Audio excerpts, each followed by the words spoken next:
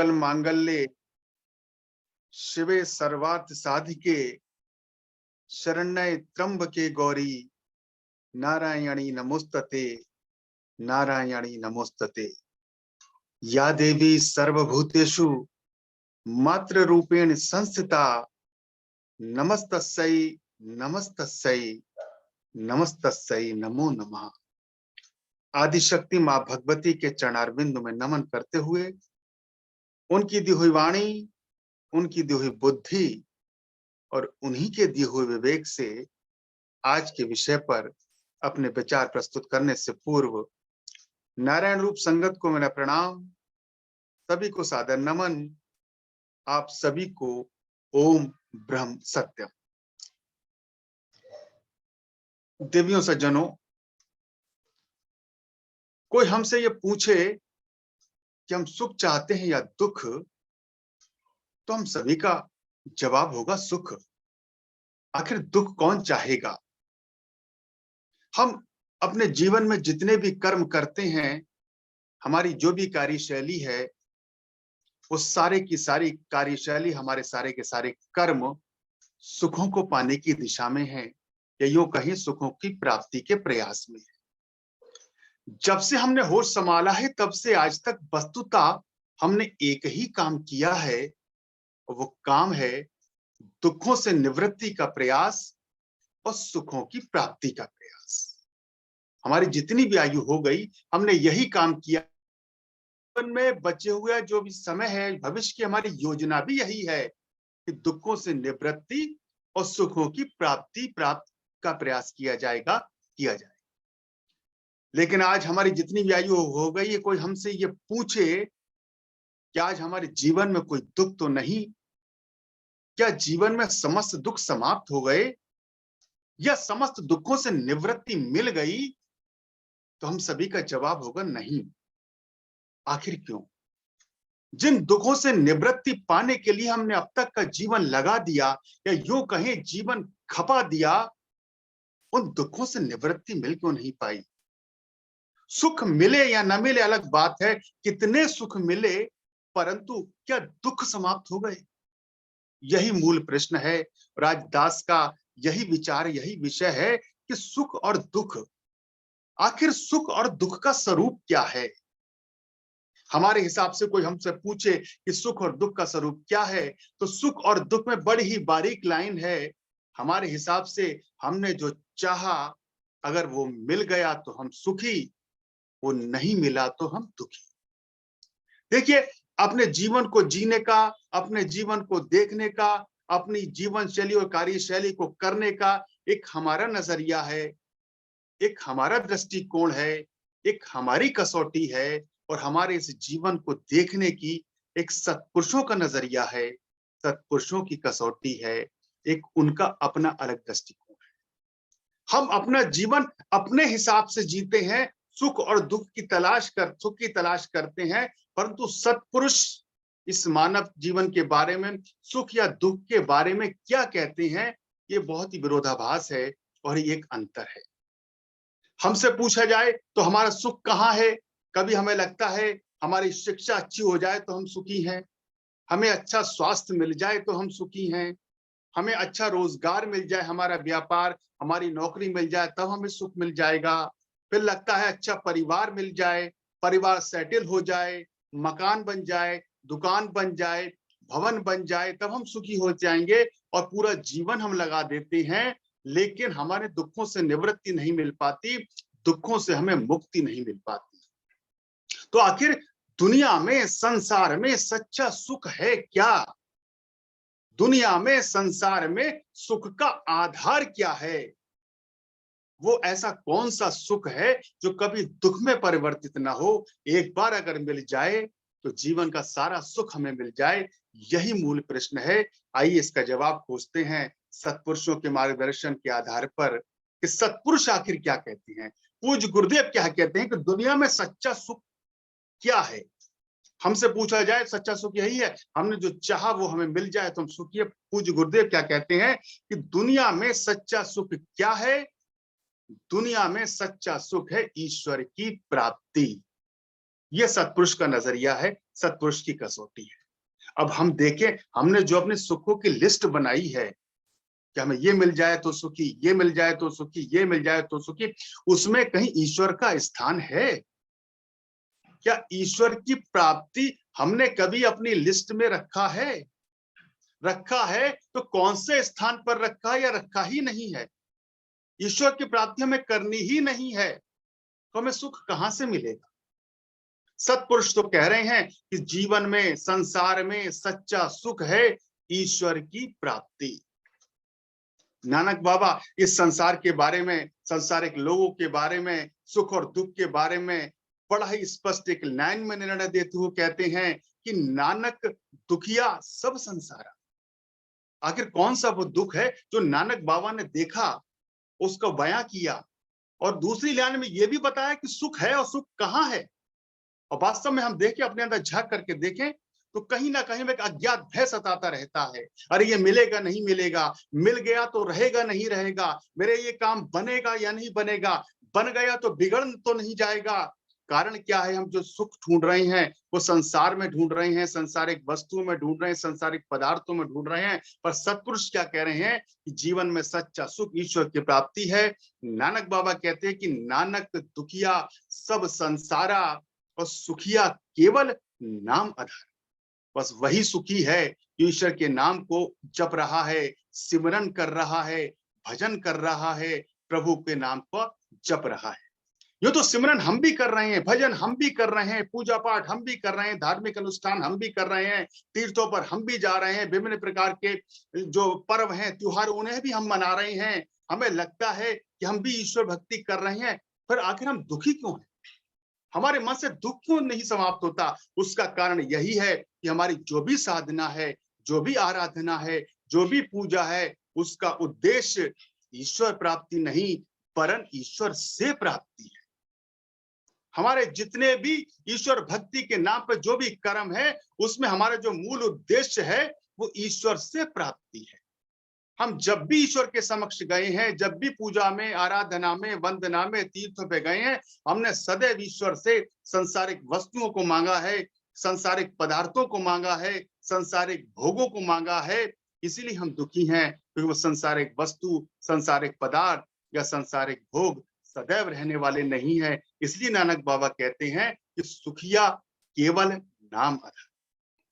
यही बात पूज्य गुरुदेव भी कहते हैं कि राजा दुखिया, राणा दुखिया, दुखिया कुल संसार। अरे रंक सोचता है कि राजा सुखी होगा, ये हमारा दृष्टिकोण है, ये हमारा नजरिया है, पर सत्पुरुष का नजरिया, पूज्य गुरुदेव कह रहे कि राजा दुखिया, राणा दुखिया, दुखिया कुल संसार।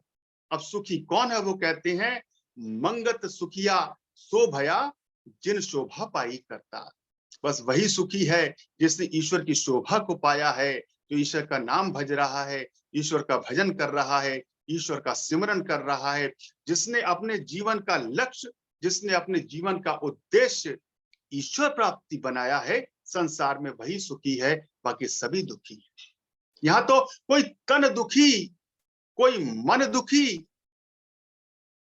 धन बन रहत उदास, कोई सुखी नहीं है।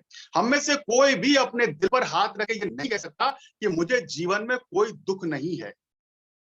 तो वो कह रहे हैं सत्पुरुष कि कोई तन दुखी, कोई मन दुखी, कोई धन बिन रहत उदास, यहाँ थोड़े थोड़े सब दुखी, बस सुखी राम के दास। यहाँ सभी दुखी हैं, किसी को तन का दुख है, किसी को मन का दुख है, किसी को धन का दुख है, किसी को परिवार का दुख है, किसी को रोजगार का दुख है, किसी को नौकरी का दुख है, किसी को समाज का दुख है। ऐसा कोई नहीं है जिसे यहाँ पे दुख ना हो, और सुखी केवल वही है जिसने संसार से हटकर अपने मन को प्रभु भक्ति में लगाया है, प्रभु के चरणों में लगाया है। एक प्रश्न है जिसमें पूज्य गुरुदेव से पूछा है कि महाराज जी, इस दुनिया में दुख क्या है और दुख का कारण क्या है? आखिर दुख है क्या और दुख का कारण क्या है? तो पूज्य गुरुदेव कहते हैं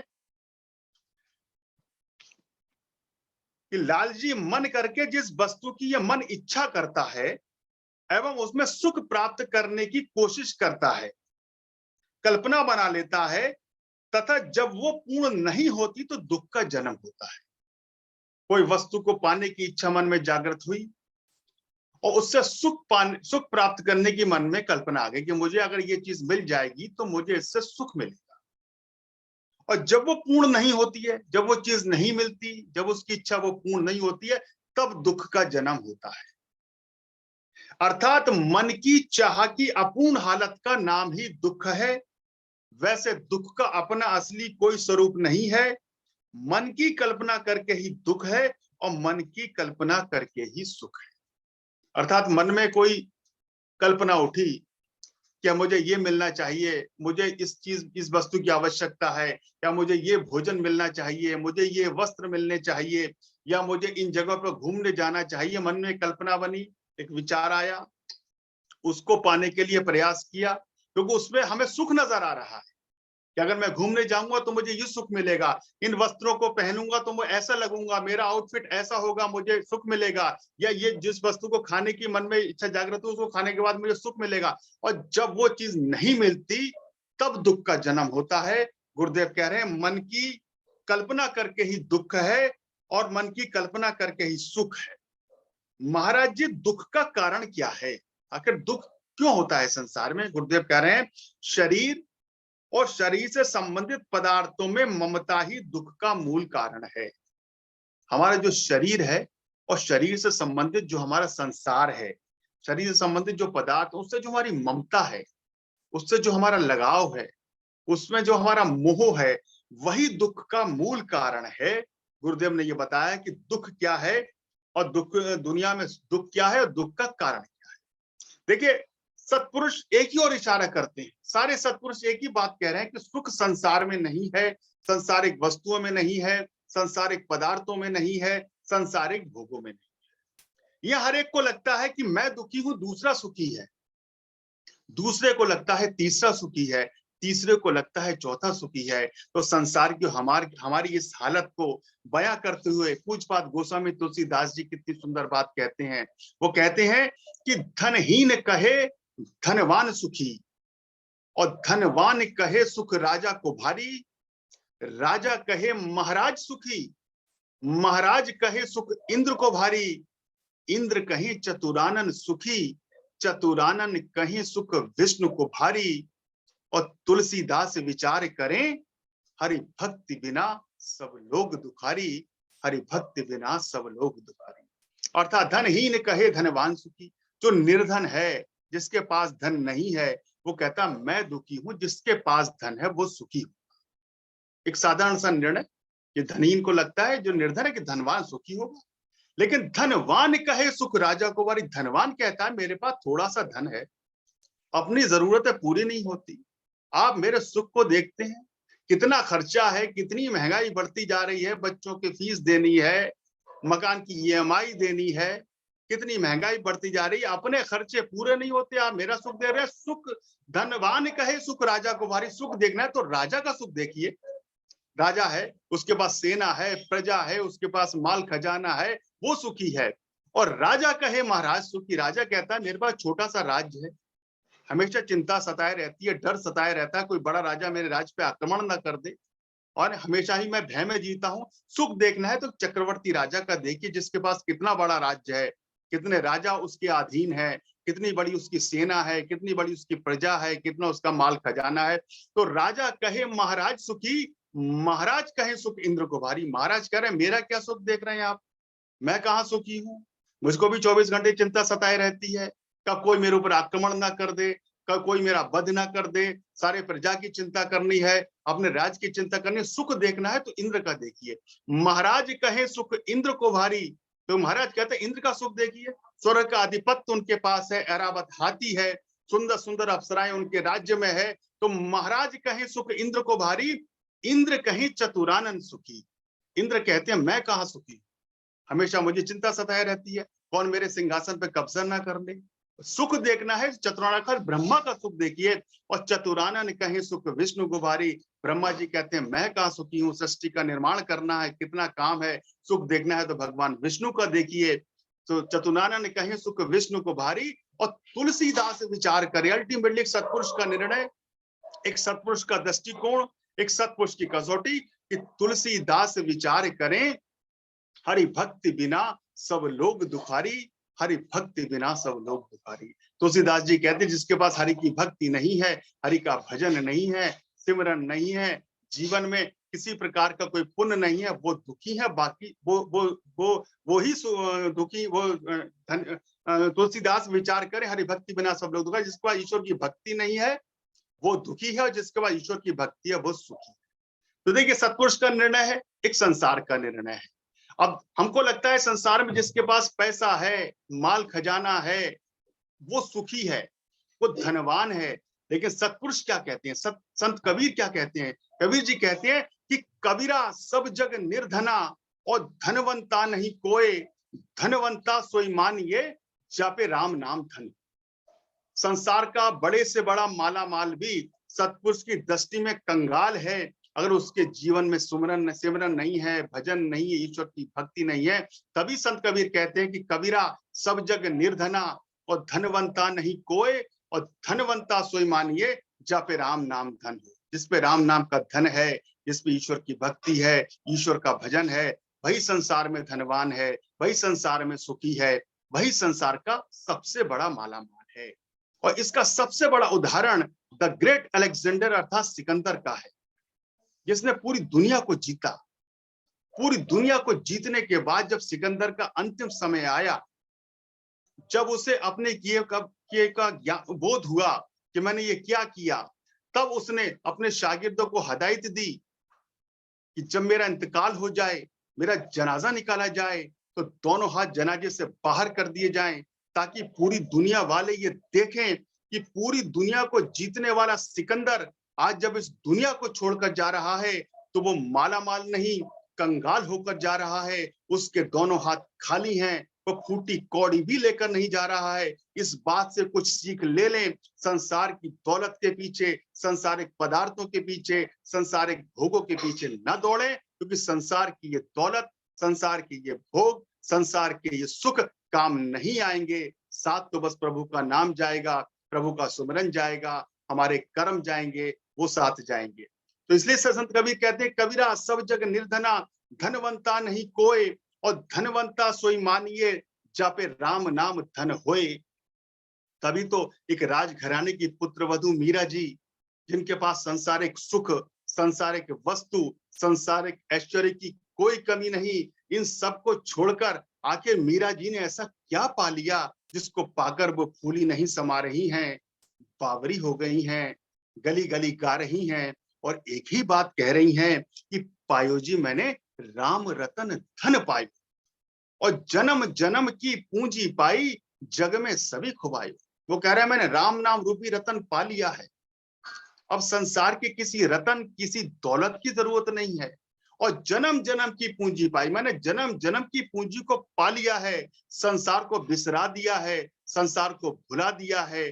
पायो जी मैंने राम रतन धन पायो। इस रतन की वो विशेषता क्या बता रही है? संसार की कोई दौलत, संसार का कोई रतन, संसार की वस्तु, संसार का रुपया पैसा खर्च करने से कम होता है, घटता है, चोर लूट सकता है, कोई उसे छीन सकता है, पर ये राम नाम रूपी वो अनमोल रतन है जिसे जो खर्च न खोटे, इसे चोर न लूटे, ये दिन दिन बढ़त सवायो। पायो जी मैंने राम रतन धन पाई। ये खर्च करने से कम नहीं होगा, ये घटेगा नहीं, इसे चोर लूट नहीं सकता, कोई मुझसे छीन नहीं सकता, और ये दिन दिन सवाया बढ़ने वाला रतन है। मैंने ऐसा अनमोल रतन पा लिया, अब मुझे संसार की किसी दौलत, किसी वस्तु, किसी पदार्थ की आवश्यकता नहीं। और आखिर में मीरा जी अपने सतगुरु का आभार व्यक्त करना नहीं भूल रही। वो क्या कह रही हैं कि वस्तु अमोलक दीनी मेरे सतगुरु। ये जो राम नाम रूपी रतन मिला है, जो वस्तु मिली है, ये सतगुरु की कृपा से मिला है। कि वस्तु अमोलक दीनी मेरे सतगुरु, कर कृपा अपनायो, पायो जी मैंने राम रतन धन पायो। तो देखिए, हम तो संसारिक वस्तु में सुख खोज रहे हैं, संसारिक पदार्थों में सुख खोज रहे हैं, और सत्पुरुष संसार की दौलत को ठोकर मार रहे हैं, उसको छोड़ रहे हैं, उसको बिसरा रहे हैं, उसको भूल रहे हैं। अरे मीरा से किसी ने पूछा कि कौन तेरो पति है, कौन तेरे मात पिता, कौन तेरी सखी है। इतनी बात सुन के मीरा फूट फूट रोई हैं कि मेरे तो गिरधर गोपाल, दूसरों न कोई है। अब तो बात फैल गई, जाने सब कोई है, कि मेरे तो प्यारे कृष्ण, मेरे रखवारे कृष्ण, मेरे तन मन धन और प्राण के आधारे कृष्ण, जाको रंग सांवरो है, जाके सिर मोर मुकुट है, मेरो पति सोई है। अब तो बात फैल गई, जाने सब कोई है, कि मेरे तो गिरधर गोपाल, दूसरों न कोई है। ये मीरा जी का भाव है, जिसमें वो कहती है कि मेरे तो गिरधर गोपाल, दूसरों न कोई है। अब गिरधर गोपाल तो हमारे भी हैं, ईश्वर तो हमारे भी हैं, परमेश्वर तो हमारे भी हैं, पर हमारा क्या भाव है? जहां मीरा जी कहती है मेरे तो गिरधर गोपाल, दूसरों न कोई है, वह हम कहते हैं हाँ मेरे तो गिरधर गोपाल, पर दूसरों सब कोई है। बस यही बुनियादी फर्क है हमारी सोच में, सत्पुरुषों की सोच में। सत्पुरुष ईश्वर के लिए संसार को बिसरा रहे हैं, भुला रहे हैं, छोड़ रहे हैं, ठोकर मार रहे हैं, लेकिन हम संसार को नहीं छोड़ पा रहे, ईश्वर को पाने का प्रयास कर रहे हैं, नहीं कर रहे अलग बात है। हम ईश्वर को भी चाहते हैं और संसार को भी चाहते हैं। हम दो नाव में रखकर जो पैर रखकर चल रहे हैं, यही हमारे दुखों का मूल कारण है। देखिए सत्पुरुष का एक ही निर्णय है। संत कबीर क्या कह रहे हैं? संत कबीर कहते हैं कि मन लागो मेरो यार फकीरी। मेरा मन संसार में नहीं लग रहा, फकीरी में लग रहा। क्यों लग रहा है? कि मन लागो मेरो यार फकीरी में, जो सुख पावे राम भजन में, वो सुख नहीं अमीरी। कहते हैं जो सुख राम के भजन में मिल रहा है, राम के सिमरन में मिल रहा है, उनकी भक्ति में मिल रहा है, वो सुख संसार में नहीं मिल रहा। इसलिए मेरा मन संसार में नहीं लग रहा, मेरा मन तो फकीरी में लग रहा है। इसलिए मैं संसार को छोड़ रहा हूँ, फकीरी को अपना रहा हूँ, क्योंकि राम के भजन करने में जो सुख है वो संसार में सुख नहीं है। हम जो सुख खोज रहे हैं वो कहाँ खोज रहे हैं? और सत्पुरुष क्या मार्गदर्शन कर रहे हैं? हम सत्पुरुषों को तो मानते हैं, हम शास्त्रों को तो मानते हैं, पर सत्पुरुषों की नहीं मानते। हम शास्त्रों की नहीं मानते, रामायण को, गीता को, भागवत को हम खूब मानते हैं, पूजा भी करते हैं, रामायण का पाठ भी करते हैं, गीता का पाठ भी करते हैं, गीता सुनते भी हैं, पर हम रामायण की नहीं मानते, गीता की नहीं मानते, सत्पुरुषों की नहीं मानते। इसीलिए हम दुखी हैं। हम दो नाव में पैर रख के चलते हैं, इसलिए हम दुखी हैं। हम संसार में सुख खोजते हैं, जबकि संसार में सुख मिलने वाला नहीं है, संसार दुख का रूप है। सारे सत्पुरुष यही बता रहे हैं, यही इशारा कर रहे हैं। अब देखिए सूरदास जी क्या कहते हैं। सूरदास जी कितनी सुंदर बात कहते हैं कि मेरो मन अनंत कहाँ सुख पावे। इस संसार में मेरा मन को कहाँ सुख मिलेगा? मेरे मन की क्या स्थिति, उदाहरण क्या दे रहे हैं? वो कह रहे कि मेरो मन अनंत कहाँ सुख पावे, जैसे उड़ जहाज को पंछी उन जहाज पर आवे। वो उदाहरण दे रहे हैं कि मेरे मन की क्या स्थिति है। मेरे मन की वही स्थिति है जो सागर में, समुद्र में चलते हुए जहाज पर बैठे एक पंछी की है। वो पंछी, वो पक्षी सोचता है कि इस जहाज पर बैठे बैठे मैं बोर हो गया, बहुत दिन मैंने गुजार लिए, चलो उड़कर जाता हूँ, कहीं और ठिकाना बनाता हूँ, अपना कहीं और आश्रय बनाता हूँ। वो उड़कर जाता है, चारों ओरों से सागर ही सागर नजर आता है। वो डर जाता है, वो घबरा जाता है और लौटकर पुनः उस जहाज पर आकर बैठ जाता है। उसे सुख, उसे शांति की प्राप्ति उस जहाज पर ही होती है। हे प्रभु, वैसे ही मेरे मन की स्थिति है। मेरा मन आपको छोड़कर जाने का प्रयास तो करता है, इस संसार सागर में भटकता तो है, पर प्रभु आपको छोड़कर ये जाएगा तो जाएगा कहां? मेरे इस मन को इस संसार में कहीं और सहारा, कहीं और आश्रय नजर नहीं आता। इसलिए लौटकर वो पुनः आपकी शरण में, आपके सानिध्य में, आपके चरणों में आ जाता है, क्योंकि मेरे मन को पूर्ण सुख, पूर्ण शांति तो आपके चरणों में ही मिलती है, इस संसार में, संसार सागर में नहीं मिलती। ये सत्पुरुषों का निर्णय सुख और दुख के बारे में स्पष्ट निर्णय दे रहे हैं, इशारा कर रहे हैं कि जो सुख हम संसार में खोज रहे हैं वो संसार में नहीं है। संसार में नहीं, वो सुख का जो आधार है, जो सुख का स्रोत है, वो परमात्मा है, वो ईश्वर है। और वो ईश्वर, वो परमेश्वर हमारे सुखों की लिस्ट में है ही नहीं। हमने तो अपनी लिस्ट बना रखी है, अपनी लिस्ट बना रखी है, हमें सुख मिलेगा, तो सुख मिलेगा कहां से? इसलिए सभी लोग यही कहते हैं, सारे सत्पुरुष कहते हैं, पूज्य गुरुदेव की बात हम बार बार सुनते हैं, जिसमें वो कहते हैं कि कोई वस्तु नहीं संसार में जो चित्त को देवे धीर। संसार की कोई वस्तु, संसार की कोई पदार्थ, संसार का कोई भोग सदैव सुख नहीं दे सकता, हमारे मन को चैन नहीं दे सकता, कि कोई वस्तु नहीं संसार में जो चित्त को देवे धीर, मंगत नाम गोविंद का हरे सकल तकसी। परमात्मा का जो नाम है कोई सारे भ्रम, सारी शंकाओं को, सारे दुखों को दूर करने वाला है। संसार में कोई भी वस्तु सदैव सुख देने वाली नहीं है, क्योंकि जो सुख स्थिर ना रहे वो तो दुख का रूप। हमारा जो भी सुख है वो स्थिर रहने वाला नहीं है, सुख का परिणाम आखिर में दुख है ही। तो जो सुख स्थिर ना रहे वो तो दुख का रूप। ऐसे घने कलेश से कैसे पावहीं छूट, ऐसे घने कलेश से हम छूटना चाहते हैं तो उसका एक ही सिद्धांत है, एक ही मंत्र है कि हम अपने मन को संसार से हटाएं, सांसारिक वासनाओं से हटाएं, सांसारिक पदार्थों से हटाएं। जो सांसारिक वस्तुओं में, सांसारिक पदार्थों में, सांसारिक भोगों में हम जो सुख ढूंढ रहे हैं उसको न ढूंढकर हम प्रभु के चरणों में, प्रभु की भक्ति में अपने मन को लगाएं। इसी में हम सदैव सुखी हो सकते हैं और हम जीवन में सच्चा सुख प्राप्त कर सकते हैं। सुख और दुख का क्या स्वरूप है, एक प्रश्न है जिसमें गुरुदेव से पूछा है, सुख और दुख का स्वरूप क्या है। इसमें गुरुदेव बता रहे हैं कि वासना की गिरफ्तारी ही परम दुख है और वासना की पूर्ति यानी निवृत्ति परम सुख है। तो हमारी वासनाएं हैं, जो कामना है, जो इच्छाएं, उसमें हम जितना गिरफ्तार होते जाएंगे, उसमें जितने जकड़ते जाएंगे उतना ही दुखी होते जाएंगे। और वासनाओं की पूर्ति या निवृत्ति, और वासनाओं से निवृत्ति पालें, हमने अपने मन से वासनाएं समाप्त कर दें, कामनाएं समाप्त कर दें, ही परम सुख है। तमाम जीव वासना की पूर्ति की खातिरी नए से नए कर्म करके अपने आप को जकड़ रहे हैं, परंतु वासना की निवृत्ति नहीं हो सकती। जितने भी जीव हैं वो क्या कर रहे हैं, नए नए कर्म करके अपने आप को जकड़ रहे हैं। एक इच्छा पूरी होती है, नई इच्छा खड़ी हो जाती है, वो इच्छा पूरी होती है, तीसरी इच्छा खड़ी हो जाती है। तो वासनाओं का जो जाल है, जंजाल है, इसमें जीव जकड़ता जा रहा है, परंतु वासना की निवृत्ति नहीं हो सकती। यही माया भ्रम जाल असगाह है। जो मनुष्य कर्म फल द्वंद्व भोग में वासना की पूर्ति चाहते हैं वे महज एक मूढ़ से भी मूढ़ है, क्योंकि कर्म फल द्वंद्व की तब्दीली ही वासना को फैलाती है। जो हमारा कर्म फल का जो द्वंद्व है, जो हम कर्म कर रहे हैं संसारिक वस्तुओं को, संसारिक पदार्थों को, संसारिक भोगों को पाने के लिए, और उसमें अपना जीवन गवा दे रहे हैं, उसमें सुख ढूंढने का प्रयास कर रहे हैं। संसार की कोई भी वस्तु सदा रहने वाली नहीं है, इसलिए उससे हमें सुख भी नहीं मिलेगा। अब अंत में बस इतना ही कहूंगा, कोई हमसे पूछे कि हम कौन सा सुख चाहते हैं, हम टेम्परेरी सुख चाहते हैं या परमानेंट सुख चाहते हैं, हम क्षणिक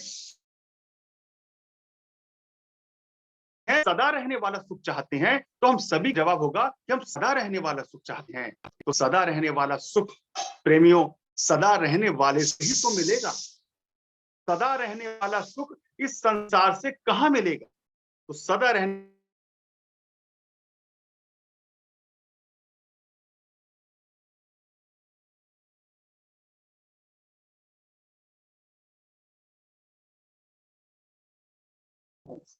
हमें सच्चा सुख मिले, सच्चा सुख, ऐसी शांति जिसमें कोई तब्दीली ना हो, जिसमें कोई परिवर्तन ना हो, तो उसका एक ही मंत्र है, उसका एक ही सूत्र है और एक ही सिद्धांत है कि संसार से अनुराग। हम ईश्वर से अनुराग तो करते हैं पर संसार से वैराग हमारा नहीं हो पाता। जिस दिन हमारा संसार से वैराग हो जाएगा, ईश्वर से हमारा अनुराग बहुत ही पक्का हो जाएगा, तो हमें ऐसा सुख मिलेगा जो सुख कभी दुख में परिवर्तित नहीं होगा। और हमें अपने जीवन में हम सच्चे सुख को प्राप्त कर सकते हैं। और जीवन में जो सुख का आधार है वो परमात्मा है, वो ईश्वर है, वो परमेश्वर है, ये संसार नहीं है। इस मंत्र को समझें, इस सिद्धांत को समझें और सुख सांसारिक वस्तुओं में, सांसारिक पदार्थों में और सांसारिक भोगों में न खोजकर ईश्वर में खोजें और ईश्वर प्राप्ति अपने जीवन का लक्ष्य बनाएं। इसी में हम सभी का कल्याण है। सर्वशक्तिमान परमात्मा हम सभी के संकल्पों में, हम सभी की आध्यात्मिक उन्नति और आध्यात्मिक प्रगति में हमारा सहायक हो। इसी मंगल कामना के साथ मैं अपनी वाणी को विराम देता हूँ। ओम ब्रह्म सत्यम सर्वम।